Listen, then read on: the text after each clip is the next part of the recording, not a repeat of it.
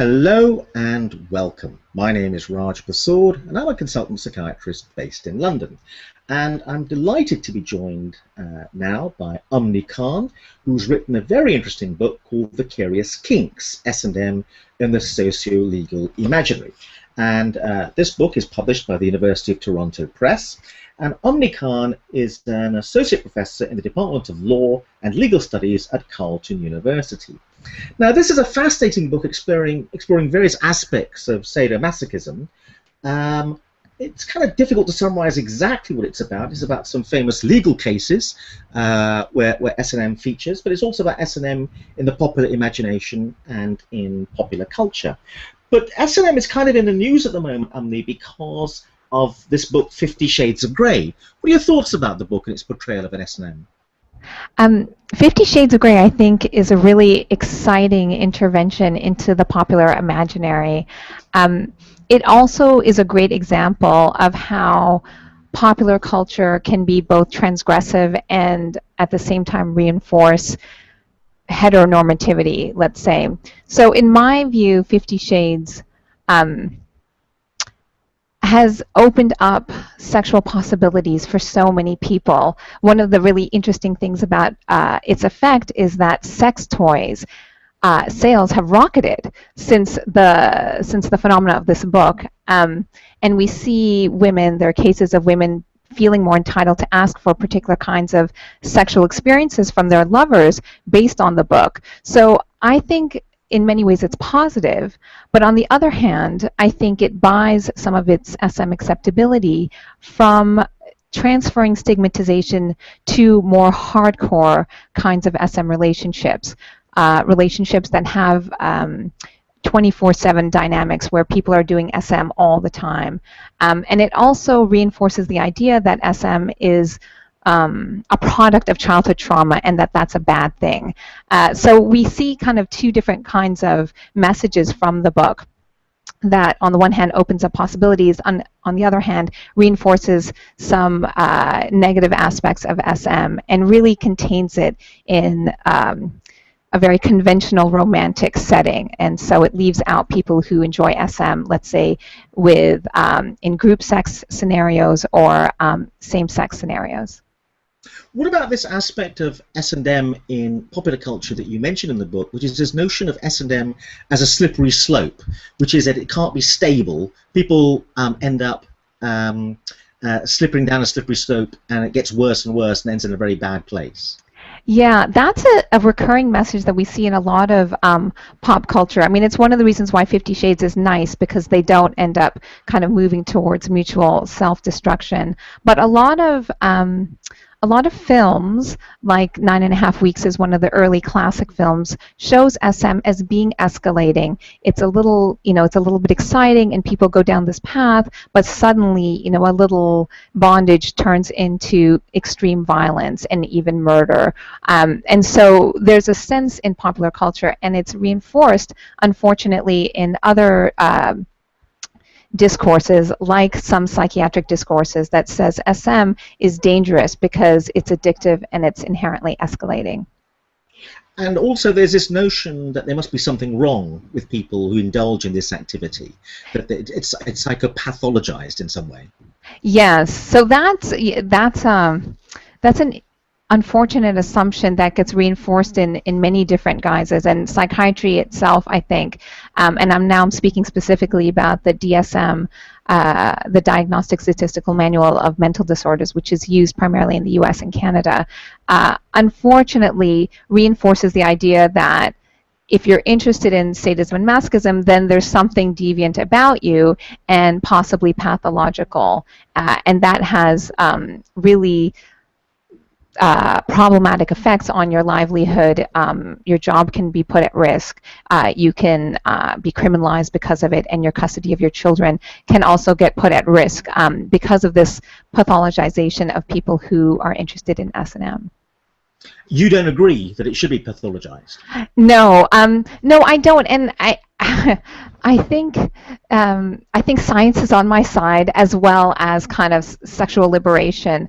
But there's really good empirical work that has looked at people who engage in S&M, and it reveals that people who do SM aren't any more likely to be dysfunctional or abusive or experience distress than people who don't.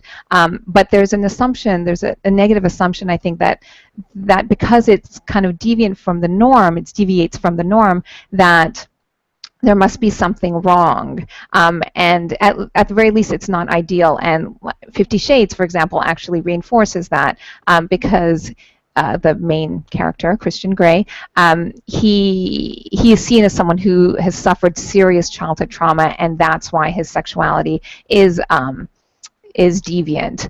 Whereas his girlfriend, ultimately his wife, she's someone who only is drawn to mild kinkiness, and I think that is definitely gaining acceptability, kind of mild, little tiny bit of, maybe wearing a blindfold to bed, that I think is gaining acceptability. But if it's a core part of who you are, I think there's still an assumption that there's some kind of mental disorder happening there, something unfortunate. So you mentioned wearing a blindfold to bed. Let's just talk a little bit about the spectrum of different things we're talking about with Sado-Masochism, because there's a milder end at one end, obviously, and there's a wide spectrum of things that are going on when people are referring to it. Could you say something about that? Yeah, I mean, so it can range from, it can range from what we wouldn't even call SM, but early sexologists would put it on the spectrum. So if you're wrestling with your lover, or if you're giving each other a hickey even, that can be put on kind of the mildest level of SM, to the most extreme, which would be, and I use extreme kind of knowing that this is a subjective word. One person's extreme will be another person's mild, but from a mainstream perspective, let's say breath play, where you're actually restricting your air coming in and out as part of your sexuality, as part of your kink, as part of increasing the high of your arousal, which does carry risks, of course. That would be really at the other end, and that's more often when we'll see the law coming in and saying you're not allowed to do that, that's not in the public interest, and even if you're consenting, it's still too harmful and we want to stop you.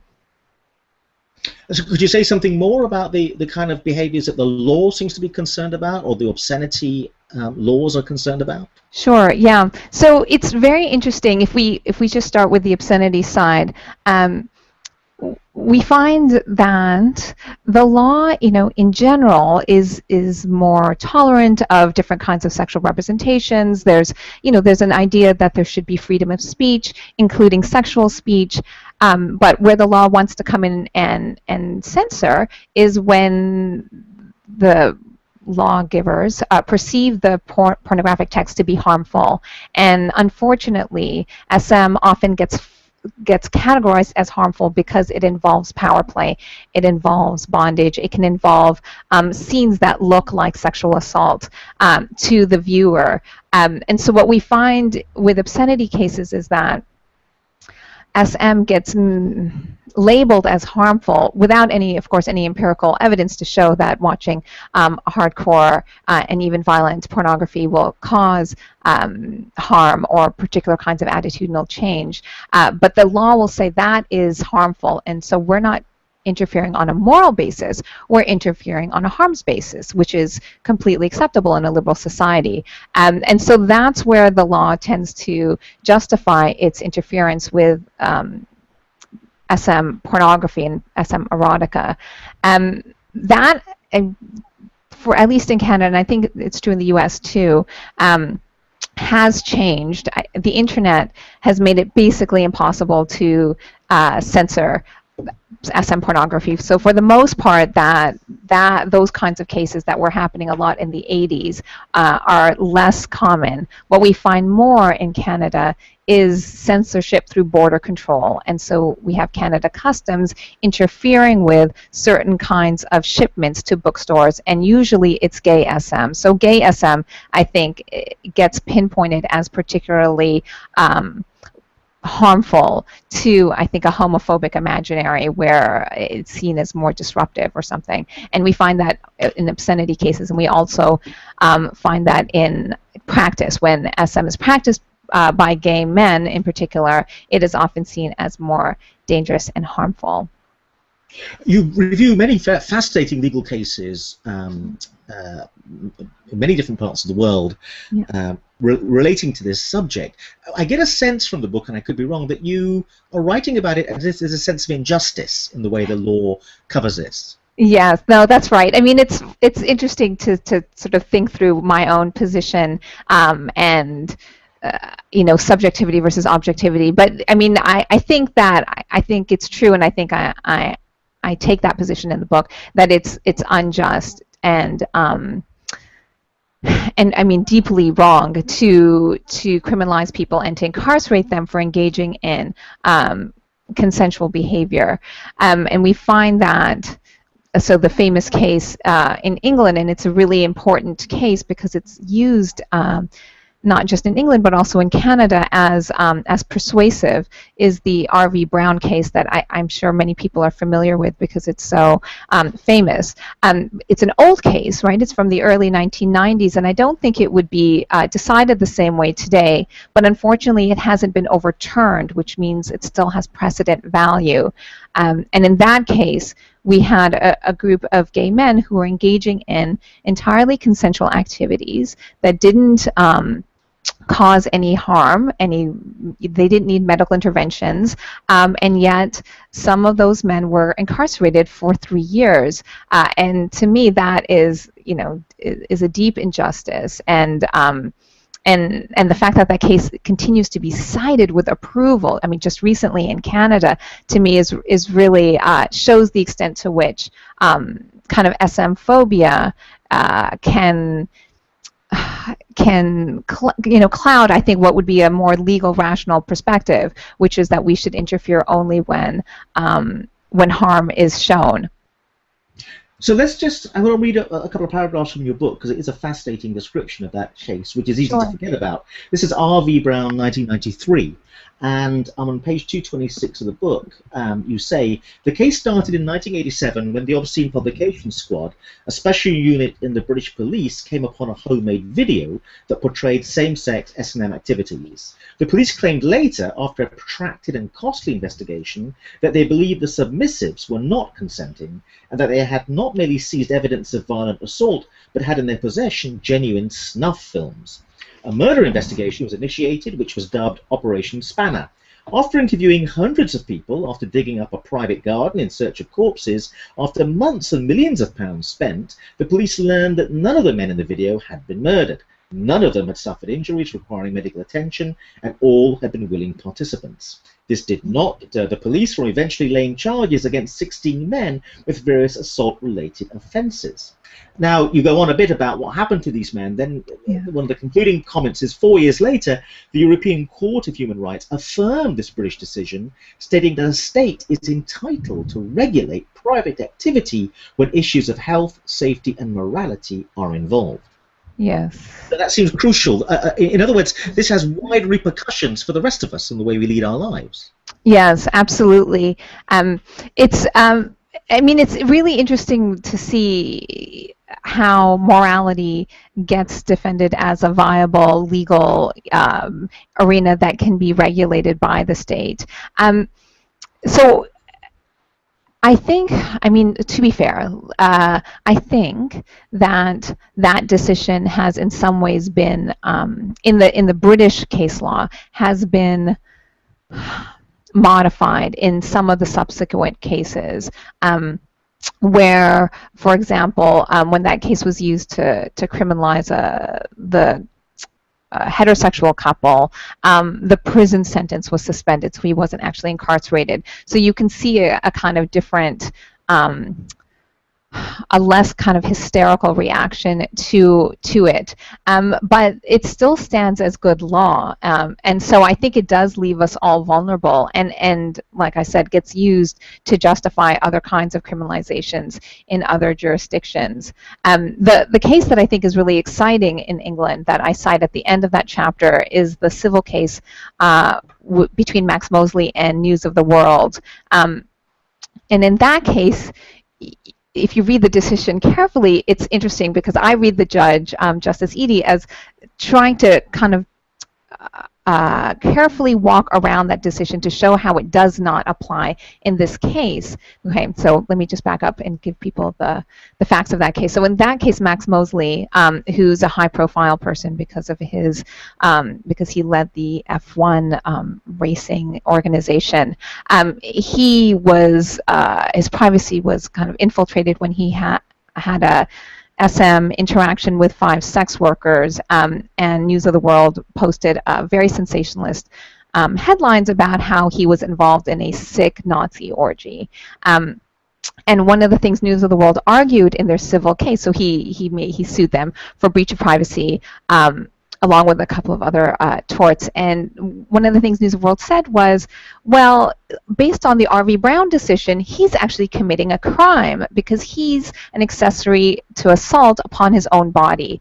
He's allowing these sex workers to spank his bottom, and we can see that his bottom is getting red, which is an interference of his bodily health, and so he is actually committing a crime. So we're justified in writing this news story because the public has a right to know that he's engaged in these criminal activities.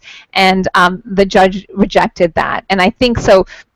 I think rightly rejected that and talked about how the SM subculture is its own thing, and that we can't impose our own moral views on the kinds of sexuality that other people enjoy. So we see the R.V. Brown case, so that case was 2008, being cited a long time afterwards as a way to try and justify a particular kind of interference with privacy. But thankfully, and this is where I think we're moving to a better place, it was rejected by the judge. So it's a decision that needs to be overturned, but I do think that for the most part, it's really rooted in a moment of deep homophobia, and I'd like to think that we've moved away from that. So the SM phobia, I think, is really amplified through homophobia, and I think, over 20 years later, I think we're in a better place, at least in terms of homophobia. Yes, but here's the thing. Let's think about a sex act where, at the moment it's committed, everyone seems to be consenting. Yes. Then days go by or weeks go by, and for various reasons, one party decides that they were not consenting, and they take issue and they go to the law.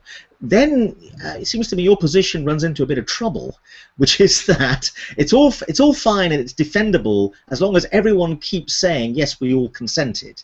But as soon as one person departs from that, and after all, people do change their minds, stuff happens, then we get into trouble as to what really happened and how we deal with that.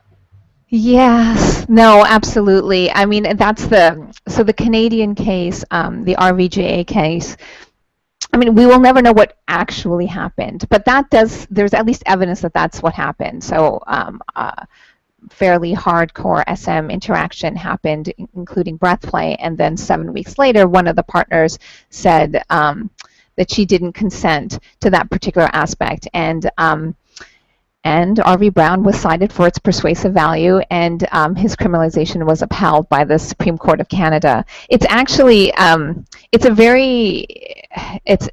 think it's a deeply problematic case. It's a deeply divisive case, unfortunately, because the facts were messy. But at its core, that the scenario that you offered is exactly that scenario, and it's sort of the thing that people in the SM community talk about is to put it in kind of bluntly, the vindictive ex, right? The vindictive ex who knows that they can go to the police and say, I did it. I mean, and they can even say, in some cases, I consented, but my consent isn't valid because of the overarching, law thinks that this activity is so harmful that you're not allowed to consent legally to it. So I do think that is a problem, and that's where we need the R.V. Brown case to be overturned. And part of what needs to happen is a shift around recognizing submissive agency, recognizing people's right to engage in activities that other people don't find, desirable or comfortable. And I think that we're a bit of ways away from recognizing submissive agency, and particularly if they change their mind, then there's just a whole ready discourse that they were abused, that they were brainwashed, that they finally saw the light, and then they can be accepted as a complainant or a victim of an assault. And then we have people criminalized, and in the case of RVJA, criminalized and labeled as a sex offender. So there's that issue of consent, which remains a thorny one, it seems to me. There's another issue, which is about the notion that, for example, watching it or indulging in it encourages other people to do it in an unhealthy manner. So some people might say, for example, that even though we're talking about it in what I hope is a fairly academic manner, that somehow we're encouraging it by having a conversation about it, and some people would disapprove of this conversation. And that theme seems to run through S&M, that even talking about it encourages it in some way, and that therefore talking about it should not happen. What are your thoughts about that? Yeah, I mean, well, what's so funny is that, I mean, I think it should happen, but I do agree to the extent that I mean, I do think that speaking about SM, whether we're doing it from an academic perspective or if we're doing it from an anti-SM perspective, I do think that does unwittingly, for the anti-SM people, it unwittingly opens up the possibility, and it allows us to contest that perspective, and it allows people to just be curious, right? Suddenly you're listening to something that you've never even thought about, and suddenly this sounds exciting, even though they're against it. So, I mean, I agree. I just disagree with whether it's good or bad. I think it's good to talk about it, both because I think it's an important topic, and it's a freedom issue, and it's a rights issue, and it's a sociological issue. But it's also just some, it's just kind of exciting to discuss sex, and I think it's nice that it has that effect, that it opens up possibilities. I mean, it's one of the reasons why, I mean, a lot of more radical people disliked 50 Shades of Grey because in some ways it has a very assimilationist kind of ending. But in my view, bad representation or problematic representation is always better than no representation. Representation opens up space for dialogue and curiosity and maybe even exploration. What did you mean by assimilationist? What does that mean? Okay, yeah, so I mean, it's interesting. The response to 50 Shades of Grey is funny because on the one hand we have certain kind of anti-SM feminists who really hated the book and thought that it supported SM as violence and that it was about an abusive relationship. But then we also have kind of sex radicals and people who do kind of critical work in sexuality who said this is ultimately about assimilating kind of this rebellious, transgressive sexuality into a familiar, heterosexual, married relationship. I mean, in the end, sorry, spoiler alert for people, but in the end, they get married and they have children and they're monogamous. He doesn't see anyone else. So in all these ways, this what seems like a transgressive sexuality ends up assimilating into a very familiar, normative picture. And I do agree with that criticism, but I'd still rather have that than nothing, because again, I think it opens up the possibility that people can make it something different for themselves. The other interesting thing was this notion that being anti-it or trying to stop it actually in the end encourages it. And that comes back to a very interesting section in your book about this film, Not a Love Story, and the controversy that then generated. Tell us a bit about that film and what happened. Sure. Yeah, so this is a really a famous film. It's a documentary from the NFB, the National Film Board of Canada, from the early 80s that sought to expose the world of pornography. And at that time, porn was kind of the feminist issue. It was a very important place where people were arguing that representation was really harming the women and creating not just the production of the pornography, but just creating this idea that women are objects, sex objects. And so we see this documentary where we have these two people exploring this world, and they show very hardcore footage. And I saw this film when I was an undergraduate student in the early 90s, and I remember being very shocked. I was immediately anti-porn. I mean, I don't know what my thoughts were of porn before, but I became very, I was converted by this film. But many people speak of, and I'll say this is true for myself, it was confusing because the images were also arousing. I mean, they are pornographic, and they're explicit, and they're sexy, and they're taboo, and so you have this confusing thing with your mind, your political mind being like, this is terrible, and then your body having this different kind of reaction. And what's ironic is that people who embrace SM have talked about how, at the time especially, it was a great film to get your hands on because it actually gave you some really hot erotica that was actually hard to get because of censorship. And so we have this one problem where the documentary makers want to show this, condemn this footage, but the impact is that people are actually enjoying it. And on the other hand, the Ontario Censor Board felt like it was too explicit to actually show publicly, and so it wasn't given permission to be shown in commercial places, so you couldn't go to the cinema and watch this documentary. So it actually got censored effectively for a brief period of time. And so this film, I mean, this is part of, and it's not just porn, but anytime we try to condemn something, we run the risk of creating a more space for it. And I think that's okay. I mean, one, I think it's okay because I'm not anti-SM, but even when it's something that we don't like, I think that we have to accept that when we create representation, we can't own it. We can never own it, and it will take on a life of its own, and people will use it for uses that we may not have anticipated. You've already hinted there with some of the language you've used at another interesting issue your book explores, which is in the old days, with obscene material or pornography, the hardness of it was linked to how explicit it was, and yet now that's changed. In other words, hardness in terms of hardcore isn't about explicitness, it's about something else. Could you say something about that? Yeah, sure. It's an interesting evolution of the jurisprudence, is that we are moving towards a place that's more liberal, and more liberal meant explicit sexuality, showing naked bodies, having, let's say, heterosexual intercourse, started to be more accepted because it didn't seem like it was harmful. So explicitness stopped being a signifier for hardness under kind of a liberal perspective. The liberal perspective is we won't interfere unless it's harmful. And as we became more liberal in terms of our sexuality, and you didn't have to get married to have sex and all of that, well, explicit sex seemed okay.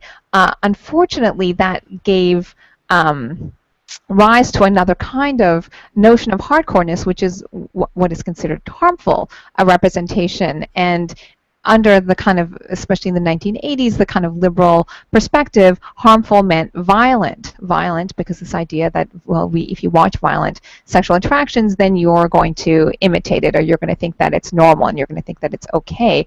And so hardcore started to mean SM, unfortunately, or what some would call violent and what some would call SM.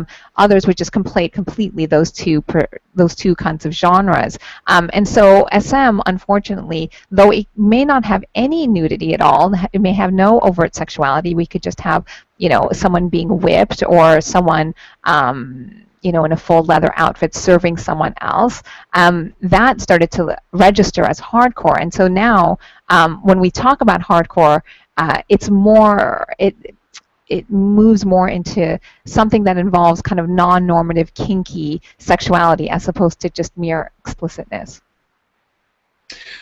Now, there's a sense in which when you look at the history of the way sexologists have written about S&M and this aspect of sexuality, that we see a distinction between people who are trying to hive it off and say these people are different, there's something wrong with them, or at least there's something different about them, and another view, maybe a psychoanalytic view, because you mentioned Freud, which said that this is part of a spectrum, and to some extent all of us have an aspect of ourselves that's reflected in this area. There's a sense in which even very mundane, everyday behavior has an element of submission and an element of dominance in it. So what are your thoughts about that view? Yeah, I found some of the most enjoyable research was reading the early sexologists, so reading Krafft-Ebing, reading Freud, reading Havelock Ellis, and seeing that in a lot of ways they naturalize SM and naturalize the desire to dominate, and also to be submissive, and the sort of pleasures of that and the eroticism of that through biological discourses, through evolutionary discourses. It's true, but in fact it's one of the places where we find positive representations of SM. So I find Freud in particular fascinating because he really struggled with what he understood masochism to mean.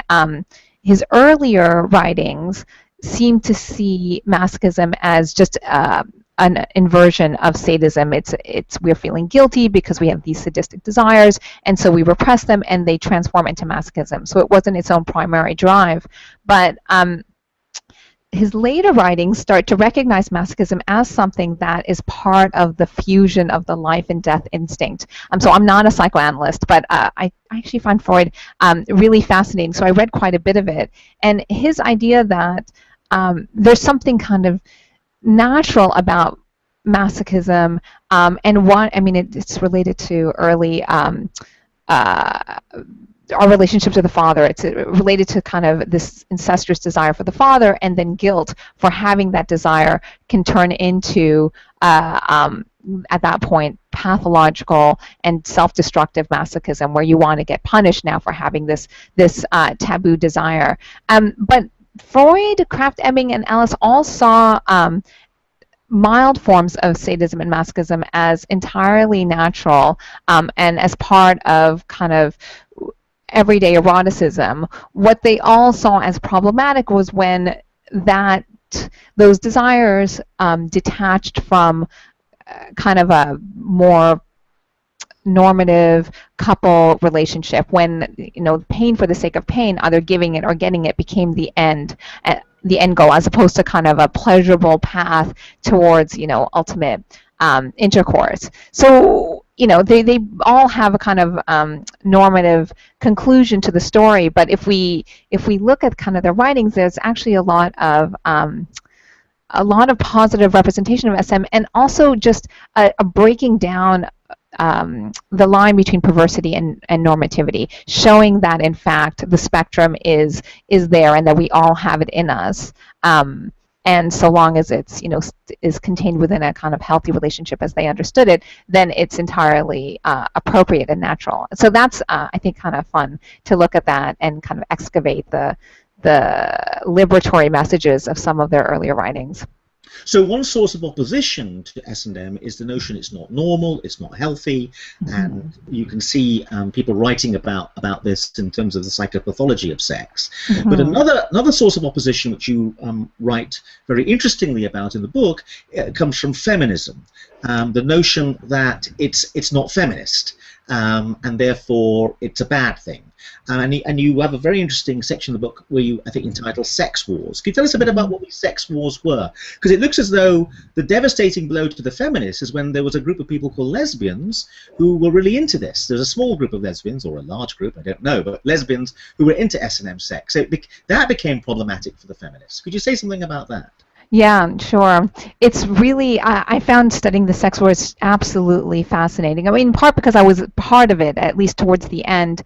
But studying it from the inception, which I think we would say started sometime in the 1970s.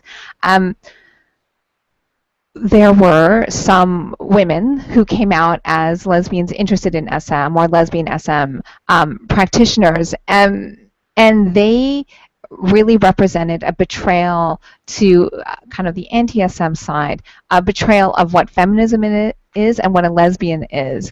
And they caused a lot of havoc, and the feminist community was really torn apart in many places. In England, it's absolutely fascinating to read about how kind of women's centers started to evict groups that were meeting to discuss their interest in SM, conferences were being disrupted because anti-SM people perceived some of the speakers as being too sympathetic to SM or being, SM apologists.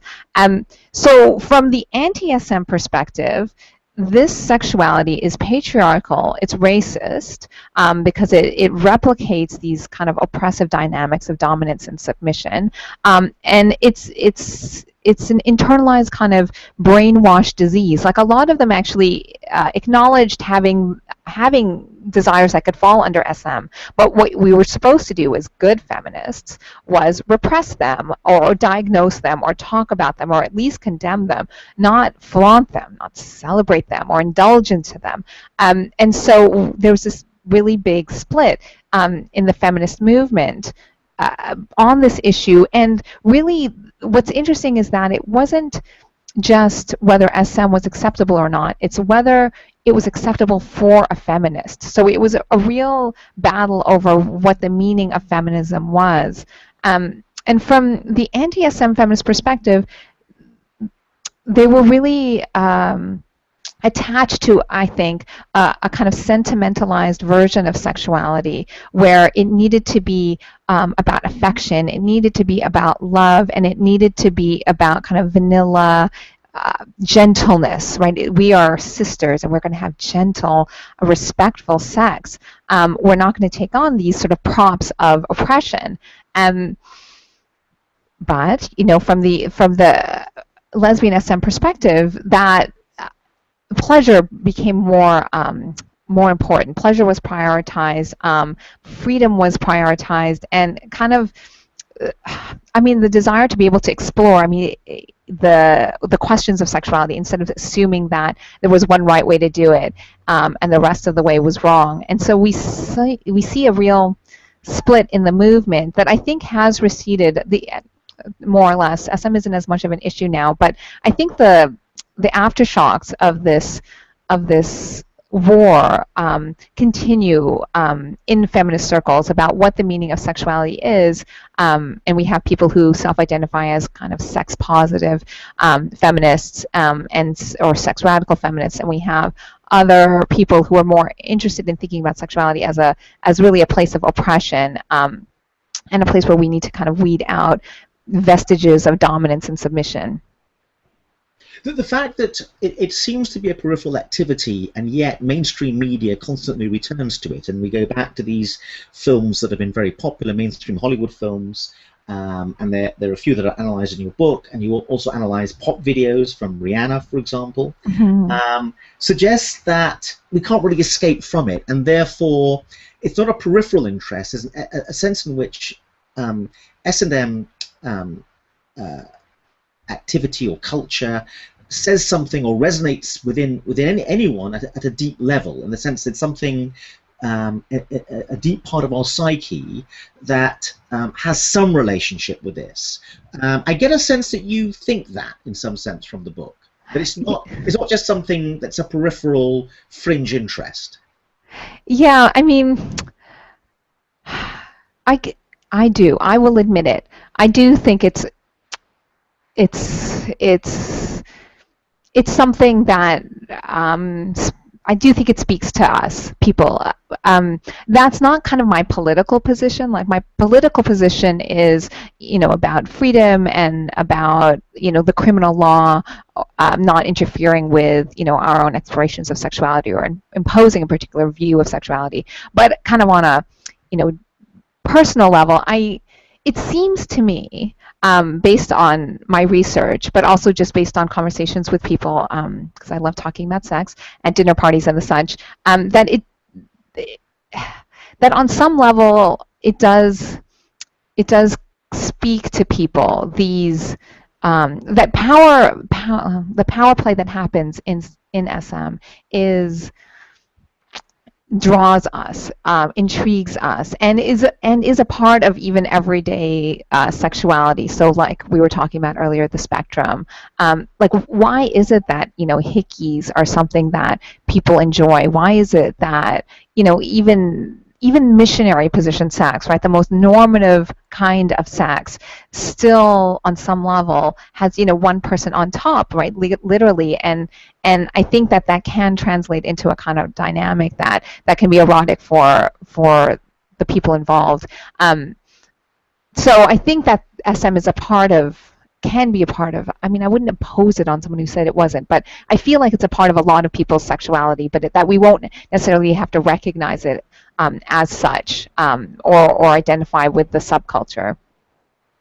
But also what's interesting is that it also connotes disgust to a lot of people. Mm-hmm. There are a lot of people who are curious about it, or a lot of people who might be interested in getting into it, but for a lot of people it's disgusting and obscene and repellent, and so there's something about that which also in a funny kind of way makes it even more exciting.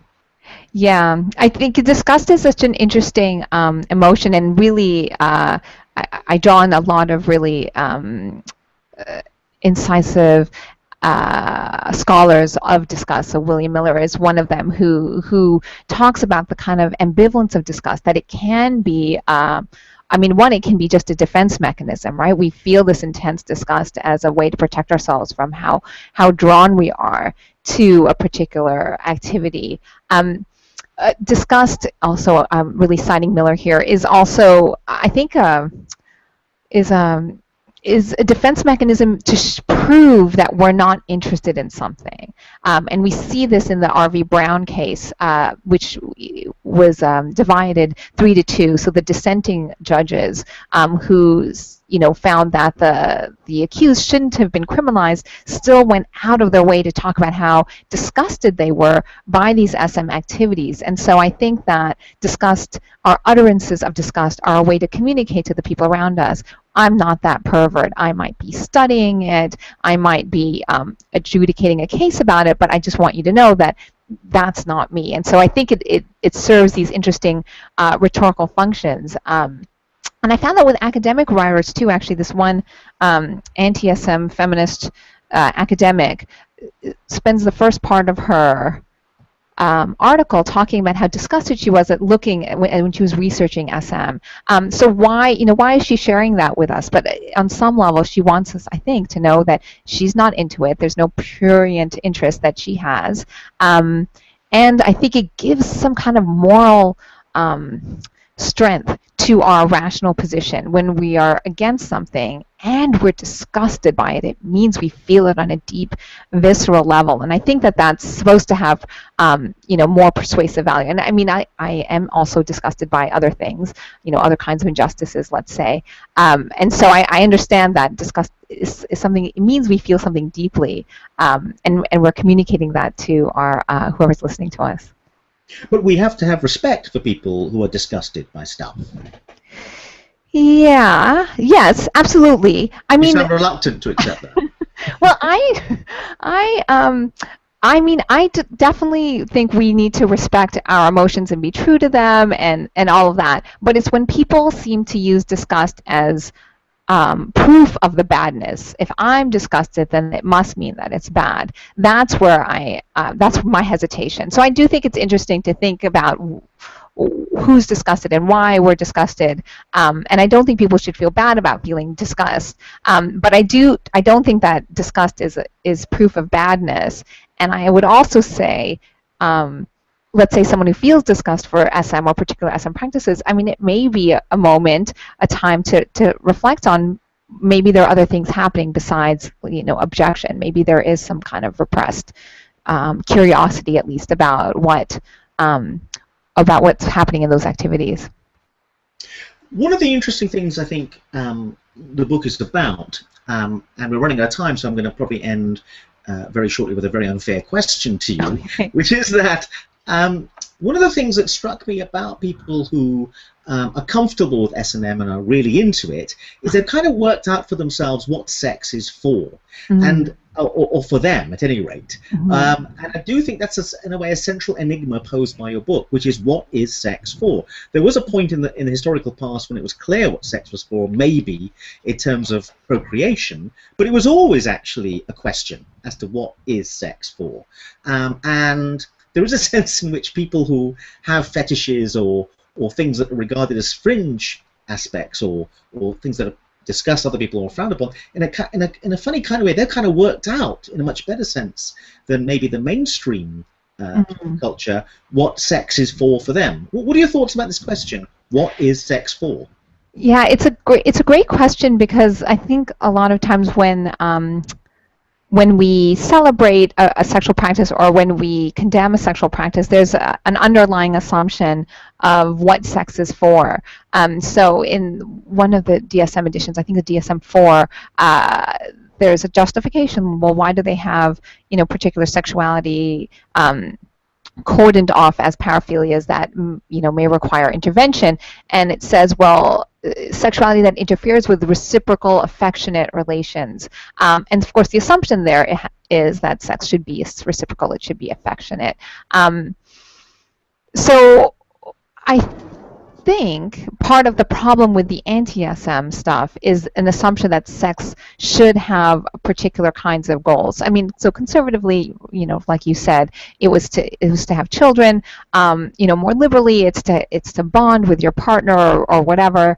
Kind of more, hedonistically, it can just be for pleasure. And I think that despite how far we've gone, the idea of sex, for pleasure's sake, meaning it can be with a total stranger, it can be with a sex worker, it can be in a group setting. We still aren't comfortable. The mainstream still isn't really comfortable with thinking about sexual pleasure as a good in and of itself.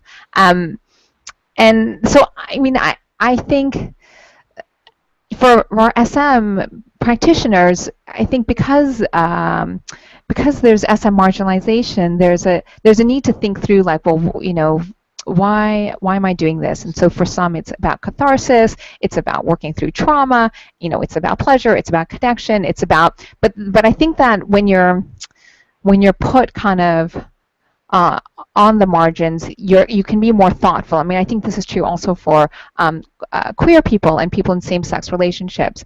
There's more thought about what it means to do this, whereas heterosexuality is just, it's the norm, so we don't have to think kind of critically about what heterosexuality means.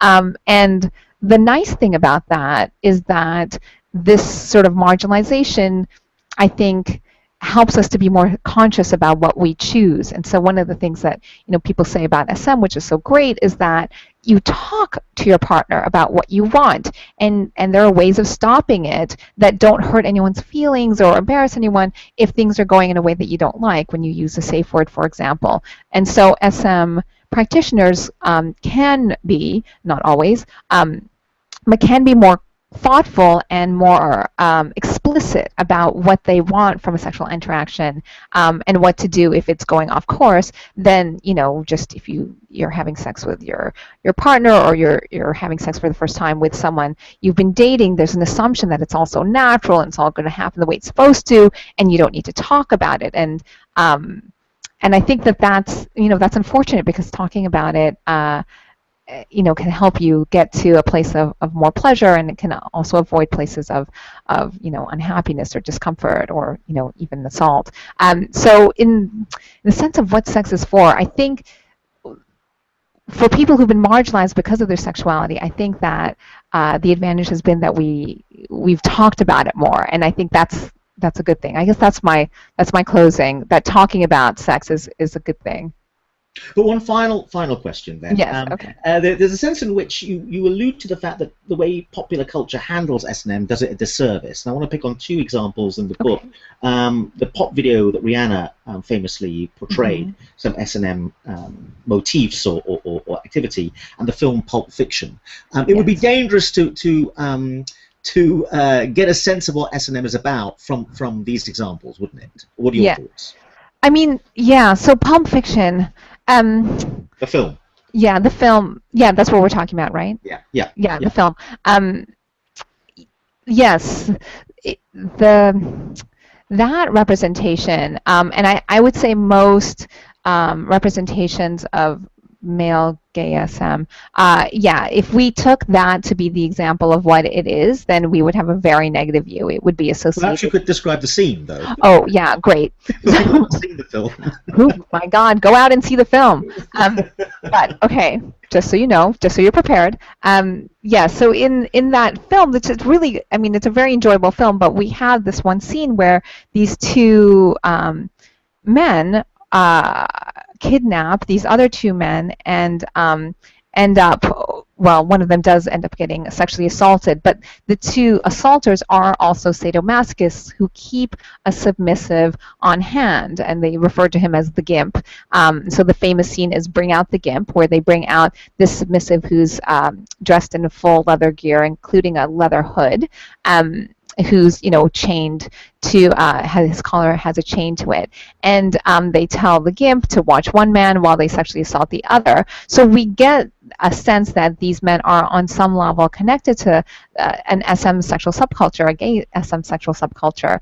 And they are also violent rapists. And so that's, you know, that's an extremely problematic representation, particularly because we just don't have other representations of gay SM practitioners. We have very few of people who do SM at all, but it's, you know, very, even less, almost none of people who are gay who do SM. And that's why that representation is so unfortunate, is not because in and of itself it's bad, because obviously there's a spectrum of people out there, and there's including people who do SM and commit sexual assault. But when the context of our what's out there, it really stands out as a really negative representation. And so that's hopefully, you know, changing. The more representation of SM we have, and the more representation of gay SM we have, hopefully that will, you know, start to fade and just be one of many different kinds. But at the time, and I'd say continuing today, it's still a really terrible representation that, you know, conflates, in my view, some homophobia with SM phobia. What about Rihanna's pop video?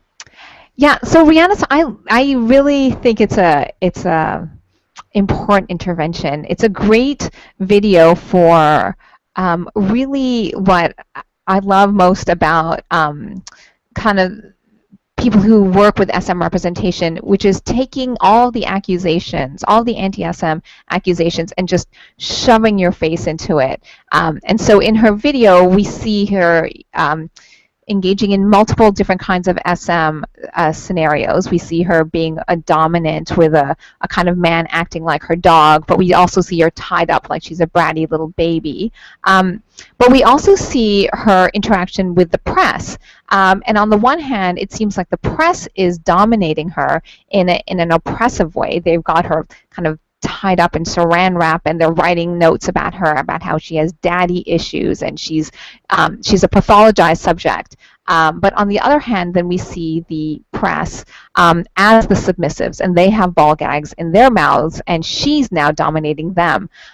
So she takes on, I think, and the lyrics of the song also take on anti-SM perspectives. You know, that she, you know, you're calling me bad, but I love being bad, right? The sort of pleasure of rebellion, the pleasure of taking on an insult and turning it into kind of a badge of honor.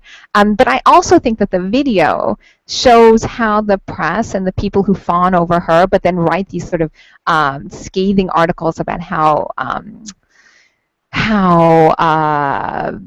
disturbed she must be to be engaging in the kinds of relationships and sexuality that she is. She shows that they are also caught up in a kind of dominant and submissive dynamic with her.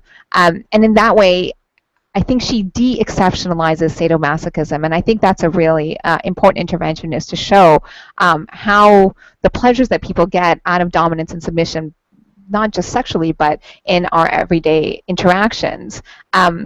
And to show that, you know, there's the line between kind of sex and other kinds of dominant submission activities is not a strong line, that we can cross those lines. And just in case there's anyone on the planet who doesn't know which Rihanna song and video we're talking about, the title of it is? It's SM. Yeah. Nice and okay. simple. Yeah. Ummni Khan, thank you very much indeed. Oh, thank you so much. It was such a pleasure talking with you. Thank you.